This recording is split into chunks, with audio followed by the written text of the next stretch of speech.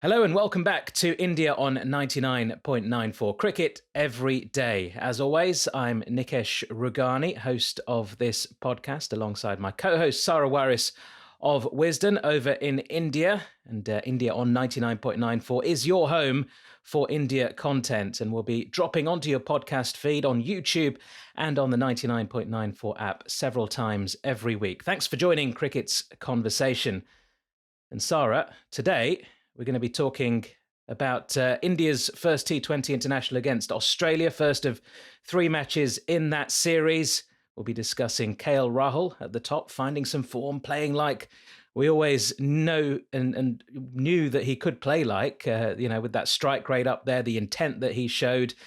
Is he finally back to the Rahul that we all know and love from a few years ago in T20 internationals? Lots to get through in terms of the game itself. Of course, from the batting point of view, everything was fine. Hardik Pandya, is he better as a finisher or a top order batter? Like he plays that role, of course, for the Gujarat Titans, coming in at 3 or 4.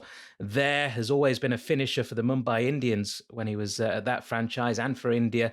Which position suits him better? He finished well yesterday. Is that the position for him? And then the bowling was quite disappointing, wasn't it? Akshar Patel, he was outstanding. Is he better? Is he a better option in T20 eyes than Ravi Jadeja? And the death bowling, once again, disappointing. Bhuvaneshwar Kumar, is he that guy? Should he be doing it? So let's kick off then, Sarah. Lots to get through.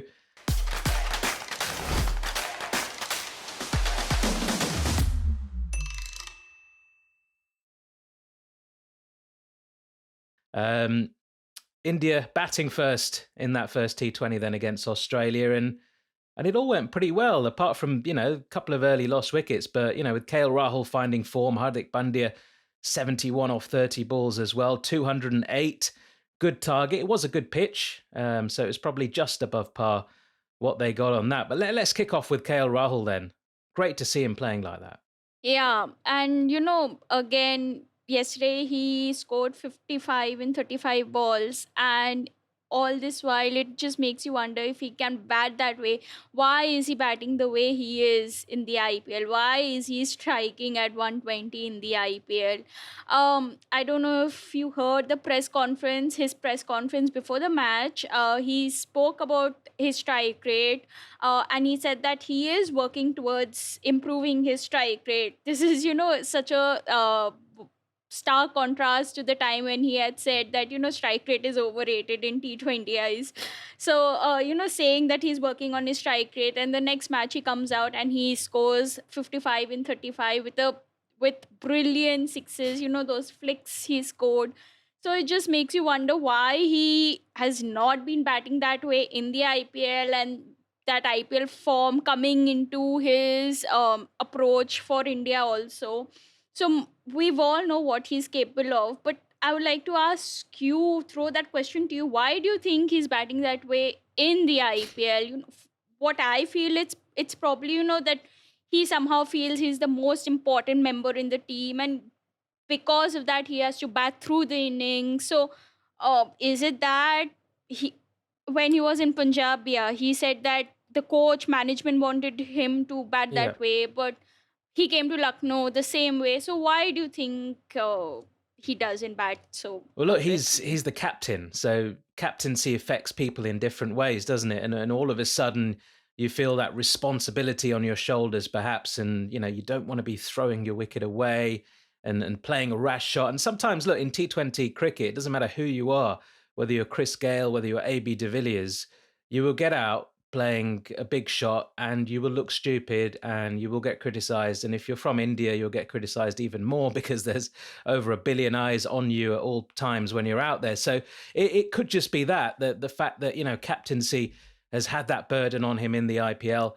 in recent times. And he's felt he's got to play that role. And he was sort of instructed by the Punjab management to do that and be that anchor of the innings. And it worked in terms of scoring the runs, didn't work in terms of scoring the runs quickly and quickly enough for the team and for himself as well. So, look, it's difficult when he can bat like that. It's the frustration. I think the fact that we've been talking about him in recent times so much. It's more the frustration, isn't it, Yeah. that he can do it, but he just isn't. And internationally, he has done it more often than not in the past, but in recent times hasn't found his form at all. And yesterday, you're right, those flick shots. I mean, it was just the whips over mid wicket, outstanding to see. And if he can play like that, then India stand a very good chance of doing well in the T20 World Cup in Australia, at least with the bat. Mm. At least with the bat. Yeah. And it was great, wasn't it, to see not only KL Rahul at the top of the order. Look, we talked about Suryakumar Yadav and perhaps the inconsistency there, but to see him coming back with his 46 off 25 and playing some wonderful shots. Yeah, the way he got out, wasn't the timing wasn't great, of course. But then Hardik Pandya took over as well, 71 from 30. And you've got Sky now as almost, I know he comes in at number 4, but he's kind of your half finisher because sometimes he comes in the second part of the innings as well. And he can do both jobs, can't he? He can bat up the top of the order, he can set the platform, or he can finish. And then you've got somebody like a Hardik Pandya coming in as well and doing that job. We'll get on to DK in just a moment as well when we're talking about finishers. But Hardik, 71 from 30, 3 sixes to finish off the innings as well. This is the Hardik Pandya that we saw at the Mumbai Indians so often, didn't we, in the past, with that finishing capability? Yeah, and he's just one of the best. India have missed him, and he's been showing it again and again why he was missed and why, like, probably no one. They tried out so many options, but no one. They didn't even find a player who could come close to replacing him. So yeah, he's just one of the greatest T20I cricketers from India, and yeah, it's just great that he's back and in some form. It's brilliant. Would you then say that Hardik Pandya is better in that role? Because look, the Indian top order is there's a huge traffic jam, isn't there, to try and maneuver your way into the side in that top order. Is this the best position for him in T20 internationals for India? Yeah, any day. They already have Surya Kumar, as you said. He's number 4. He can finish off the innings, and with Hardik Pandya number 5 or even 6, he can be that finisher. He is that finisher, so to say. With Gujarat, I think that he had a more different role to play. So. Gujarat during the auctions, they didn't have the best, the attacking openers, and even the middle order, lower middle order with David Miller, Tewatia. No one would have expected they would get that kind of a form going into like through the tournament. So Hardik Pandya, I think his role was a little different in the IPL. He took on the role purposely of that anchor and just setting the platform. And once like the tournament started, he saw that Miller and Tewatia found that kind of form. He, just laid the foundation, and then, yeah, the rest, the middle order was able to do.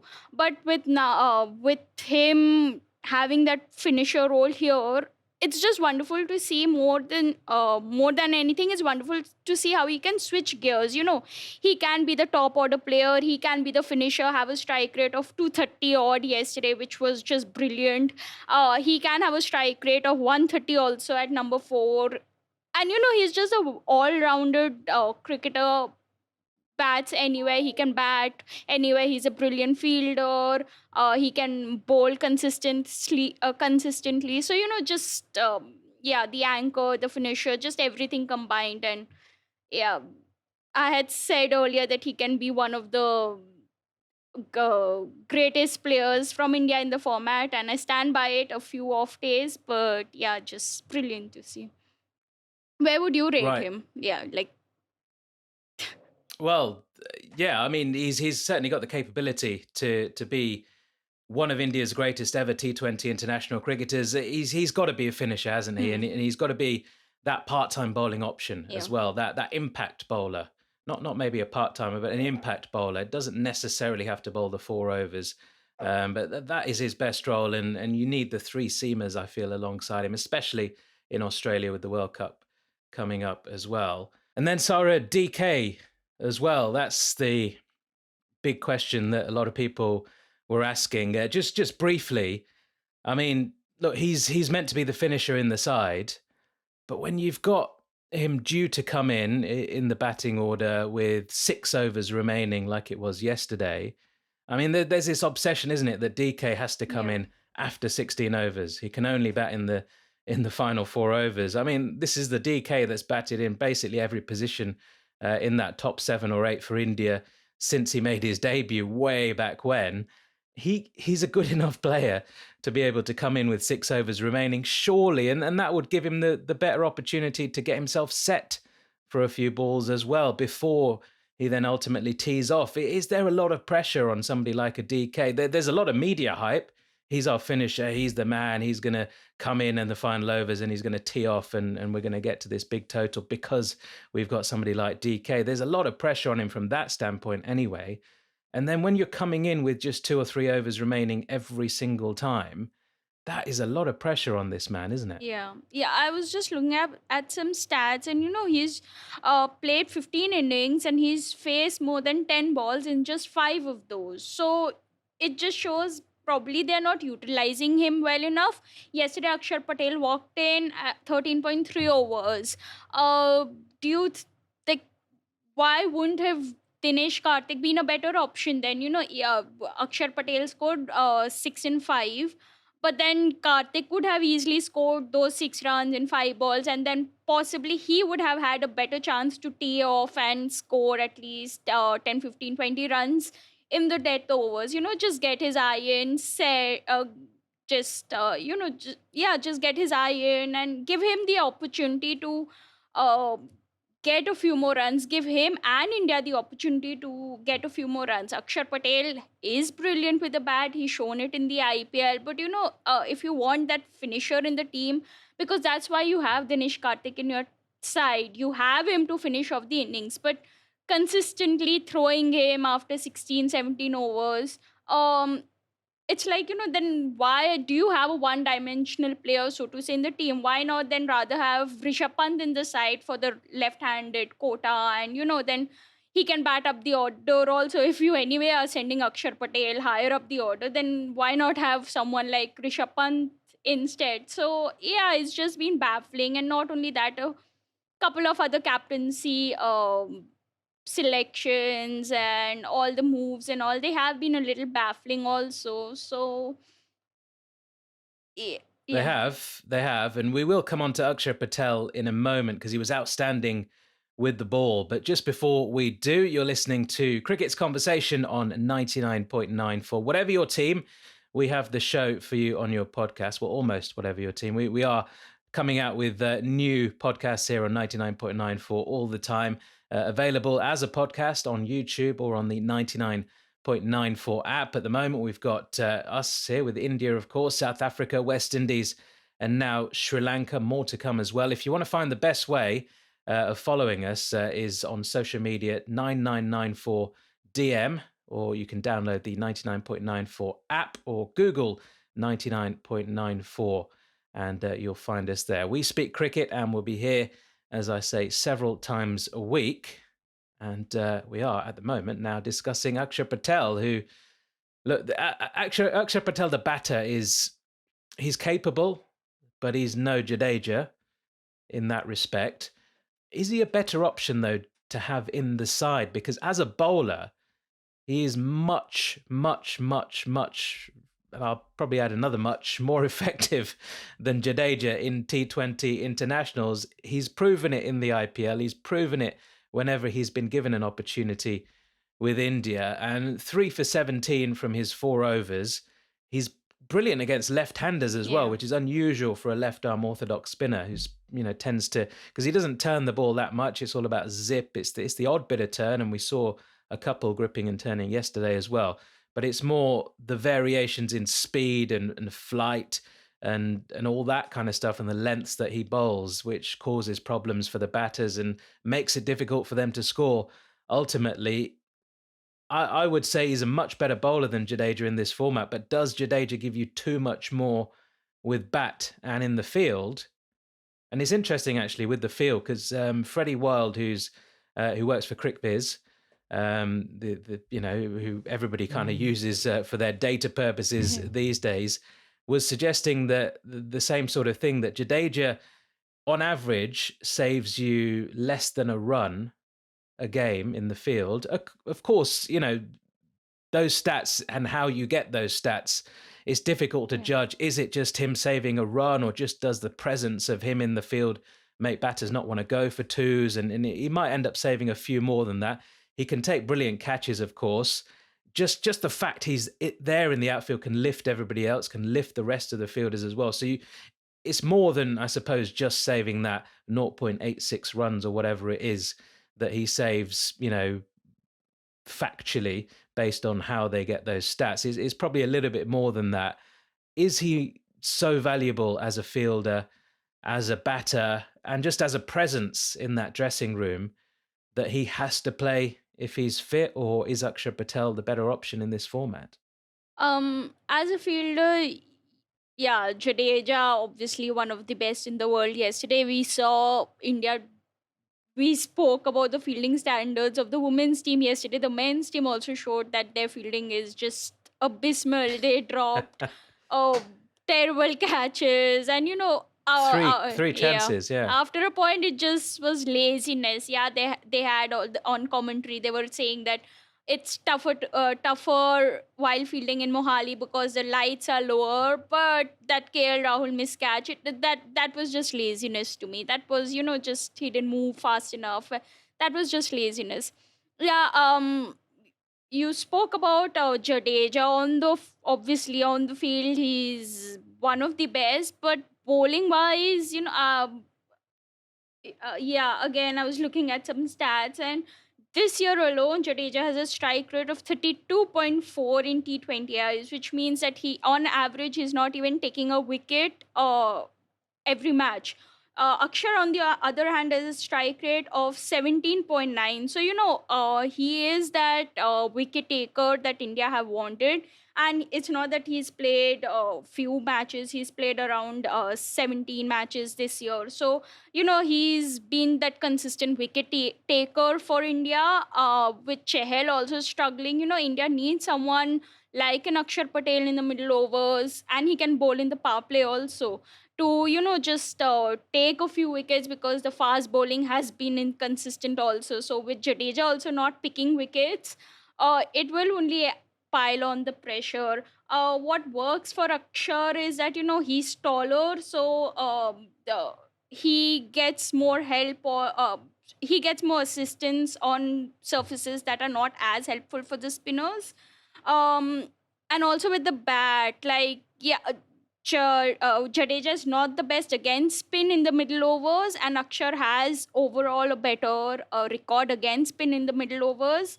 Jadeja has a strike rate of around 80 against spin, all kinds of spin in the middle overs, which is just not good enough. And with India already pushing back DK for the end overs, they will consistently promote either Akshar or Jadeja if he's in the team. So might as well have Akshar in the Or side. Ashwin? Yeah, or Ashwin. Yeah. You never know. Yeah, but I somehow Probably feel not. I'm joking. I somehow Probably feel not. it's going to Not be at between. international. I somehow feel it's going to be between. I hope it's between Ashwin and Chahal now, because Chahal, his performances have gone unnoticed. But yeah, overall, we'll get to that probably later on the We'll series. dive into Yeah. that properly, maybe after this series Yeah. is finished, about So Chahal, and we'll see how he goes in the next couple of matches. yeah. So But yeah. yeah, it's I get exactly what you're saying there. In terms of the actual stats overall, I mean, you look at somebody like a Jadeja. Let's go for all T20 matches, because it's basically for Indian cricketers, it's IPL, Yeah. a few domestic Indian games, and internationals as well. The international sample size isn't too bad, but Akshar, he's only played the 27 matches as opposed to Jadeja's 64, so there's a big disparity there. In terms of all T20 matches then, Jadeja 292 matches, this is with the ball, 194 wickets, so that's, the Yeah. ratio is not particularly good there. Economy rate 7.56, and the overall career average as well, 30 .67, strike rate 24.3 over his entire career, and it's basically the same in T20 internationals. I know in recent times it's gone up, the strike rate there, but basically, it's staying quite similar through his whole career there. When you look at somebody like an Akshar Patel, T20s overall, 193 matches, 164 wickets, a much better ratio in terms of wickets to matches there. Average 28.26, economy rate 6.9, and the strike rate very similar as well, 24.5, and that goes down a lot in internationals actually for Akshar Patel to 21.4 overall as well. So he seems to raise his game whenever he's played in the internationals in terms of taking wickets at least, and the economy is very similar as well, around that 7 runs and over mark. So overall as a bowler, you might be thinking, Akshar Patel is your better option in terms of the batting as well. Just as we're discussing the place between the two in the 11. Akshar Patel, look, he's got a strike rate of 131 in T20s overall, top score of 70. Yeah, he's only got the 250s, but he bats way down low in the order as well. He's got over 2,000 runs in T20 cricket, so certainly more than capable with the bat. And then you look at somebody like a Jadeja, his strike rate, having played a lot more matches, is 128.5. He's got over 3,000 runs, 3,169, but he tends to come up a lot higher in the order as well. So he's got the opportunity to score those more runs. Obviously, he's played a lot more matches as well, nearly 100 more than Akshar Patel. So even as a batter, you could argue, based on their careers in T20 cricket, and these are long careers we're talking about as well, nearly 200 matches for one, nearly 300 for the other, a good sample size to go on. And Akshar, slightly better strike rate, slightly more intent maybe when he bats as well. Certainly in the IPL, that's what we see. The Chennai Super Kings, Jadeja's role has never been to come in and dictate and play that Dhoni role of old, has it? And just smash everyone at the end. He's more the glue that holds the side together. So based on all that, as a finisher, you might argue somebody like an Akshar Patel, given a run in the side, and let him get more comfortable with the environment and his role that he's playing down there in the order, just might be a better option. Who knows? Who knows? Do you think the selectors will agree? That's the big question. Oh, just before I answer that question, this IPL also a small sample size, one season, but this IPL he had an average of 45 with a strike rate of 151, which that consistency was there throughout the season. He scored 182 runs, which is by far okay. He made more in 2015, but yeah, after that it's the highest that he scored. So he is making improvements in his bowling also. Bowling as well as batting. Uh, you've spoken about the selectors. I really don't know what the selectors are thinking, so I can't say anything on that. Going back to Umesh Yadav, taking 1,000 steps back, uh, resting Arshdeep Singh, a 23-year-old, just 3 weeks before the World Cup. I don't know what the selectors are thinking, and I can't predict what they want in the future. Also, I don't think anyone can. So that's I tell you, two cricketers that India could have done with, or just overall, not just yesterday, but just in this T20 side, they were both there to unveil the stands, which were named after them at the Mohali Stadium, both from Punjab, of course, Yuvraj Singh, Harbhajan Singh as well. It was great to see both of those two there, T20 World Cup winners, of course, in 07, and legends of not just this format, but just of Indian cricket. I like Budgie's outfit. He's stepped up his game, hasn't he, in terms of his fashion? It was the sort of the sky blue suit with the white t-shirt, the blue bug as well. Looked very smart. White, fresh trainers as well, which I'm not a big fan of trainers and suits, but it kind of worked the way he was rocking it.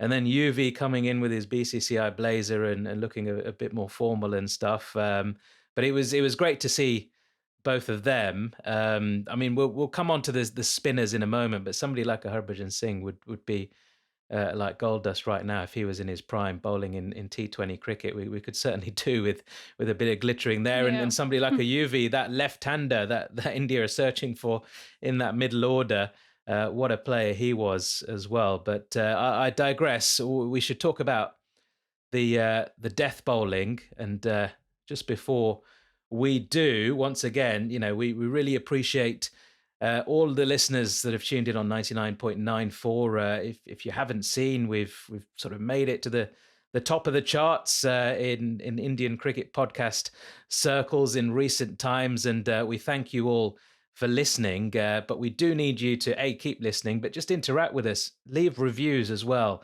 When you're listening to the podcast, whether it be on Apple, on Spotify, if you're watching on YouTube as well, leave a comment. And I promise in the next episode, we will try and get through a few of your comments and give you a few shout outs as well. And if you love the language of cricket and want more, then just head over to the 99.94 app and you can hear all about our podcasts and our cricket commentary as well, which is a new thing that we've started to do. We're adding new shows all the time. We're covering cricket series from all over the world. And if you want to be the first to hear any announcements from us, then you can follow us on social media, 9994DM. Welcome to Cricket's Conversation. Right then, death bowling, Bhuvaneshwar Kumar. It's like an oxymoron, isn't it? These days, it just doesn't go together.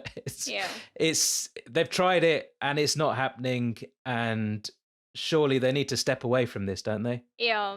Yesterday he bowled very predictable lines. He gave away four wides in the death.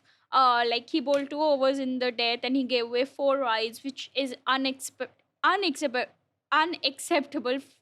for a player of his caliber and his experience. And yeah, there were no Yorkers. He was just all over the place, and it's not just a one-off. We've seen it in um the Asia Cup against Pakistan, against Sri Lanka, again yesterday, and so more than that, I'm just like again this.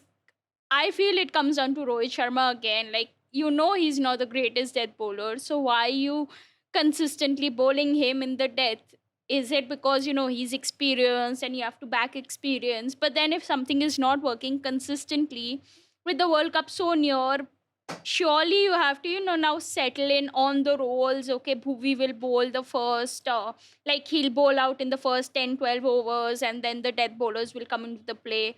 Yeah, Bumrah is in there, Arshdeep is in there. Surprisingly, I don't know why he's rested. But yeah, just probably roles not defined or more. Well, he's almost living off his past, isn't he? Yeah. Because he was that death bowler in his early days. He could bowl at the top, bowl at the death, and was quite effective at doing both. The game has changed, obviously, as well, since he began his career, so that might have something to do with it. He just, as you say, is bowling too predictably, isn't nailing those Yorkers. It's always the same thing, the wide line and the same lengths, and it's so one-dimensional. And it's frustrating to see because you know what's going to happen. There's a tight game. Then all of a sudden, Bhuvi comes on. And yesterday it wasn't just Bhuvi. Akshar Patel got taken to the cleaners as well, which was unfortunate. And when you got two guys there who Bhuvi's not a specialist death bowler anymore.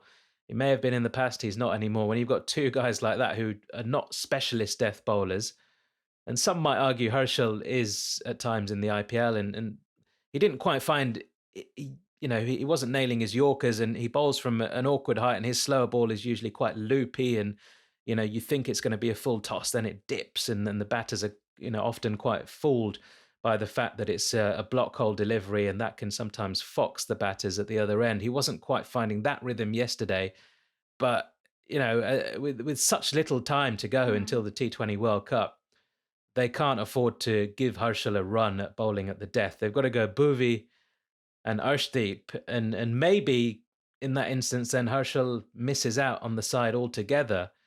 Or do you go Herschel to bowl at the top and in the middle and drop Bhuvi?